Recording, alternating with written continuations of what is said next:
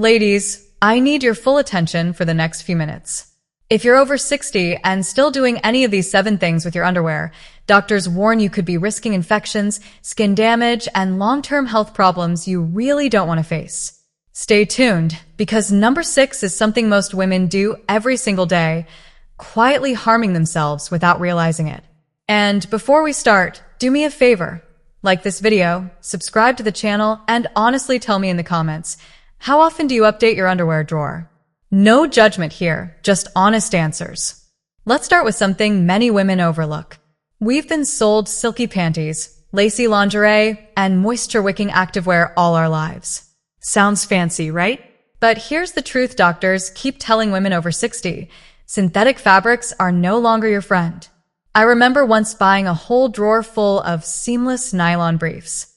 They felt smooth, looked great under clothes, but soon I started getting irritation, a bit of itching here, a burning sensation there. I thought maybe it was my age or the laundry detergent. But the real cause? My underwear. Synthetic materials like polyester, nylon, and spandex trap heat and moisture.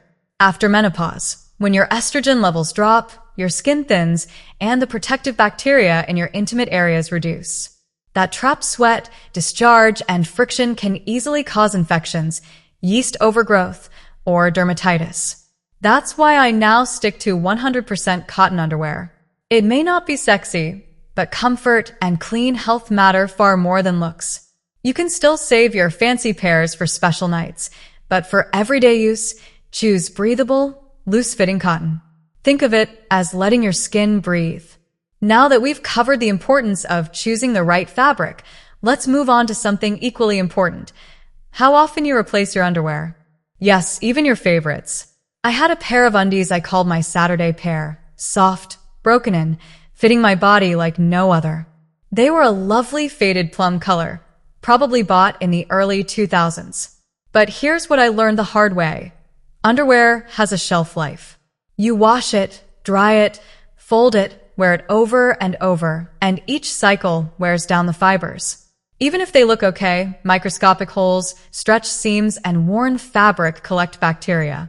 Over time, no amount of hot water or detergent can kill all the germs hiding in those threads. For women our age, already vulnerable to UTIs, sensitive skin, and leaks, this risk adds up. Doctors suggest rotating your underwear drawer every 6 to 12 months. I know it sounds wasteful, but think of it like replacing your toothbrush. You wouldn't keep one for years, right? Hygiene matters, especially in intimate areas. I replace a few pairs every couple of months, not all at once, so I stay ahead without breaking the bank. And honestly, it feels good, like I'm treating myself, well, not just getting by. So toss the undies with holes, saga ones, and those with worn-out elastic that mocks you. You deserve better. Now that we've talked about choosing the right fabric and tossing old underwear, let's focus on fit, something many of us ignore but is crucial as we age.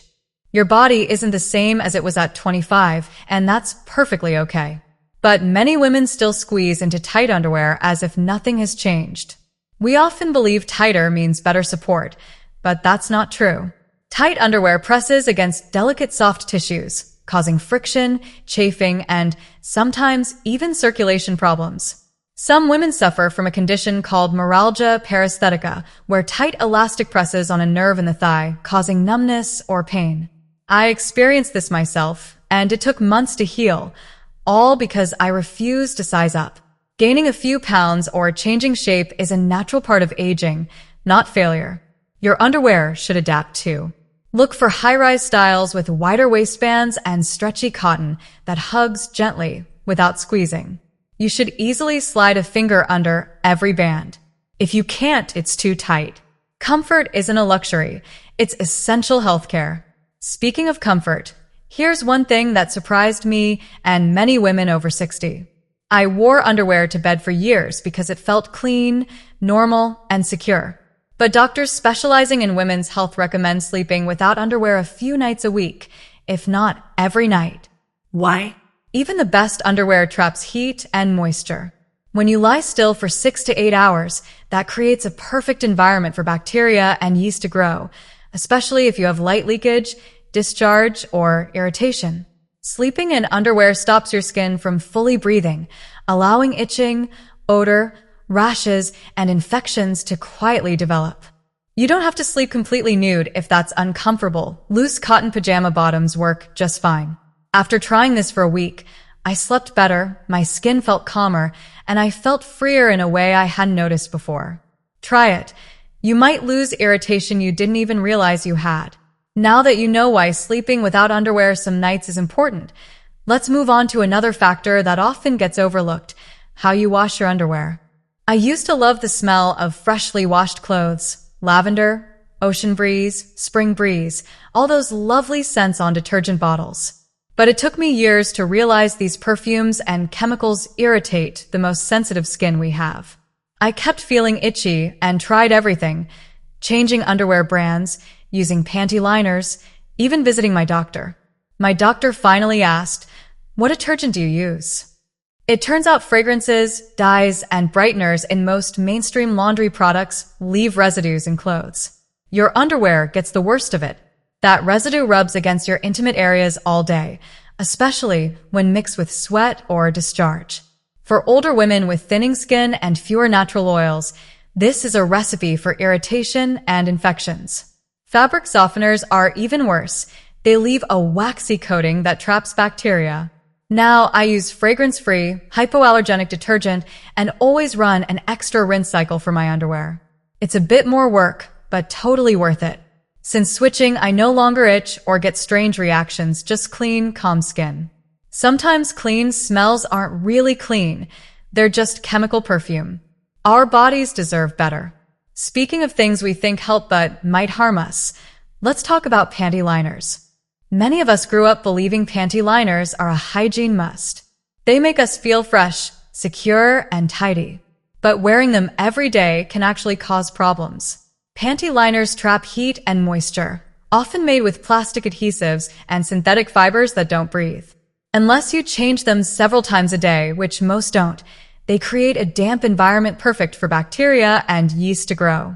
Some women wear panty liners for light leaks or spotting, and that's okay when needed. But wearing them just in case every day is when problems begin.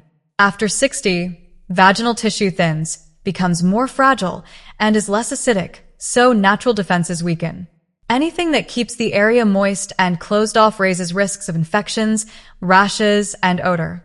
If you must wear liners, pick unscented, cotton-based ones and change every 4 to 6 hours. Otherwise, skip them. Since I stopped daily use, I feel fresher, not less clean.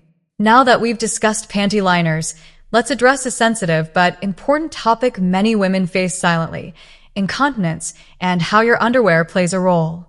Mild incontinence happens to many women.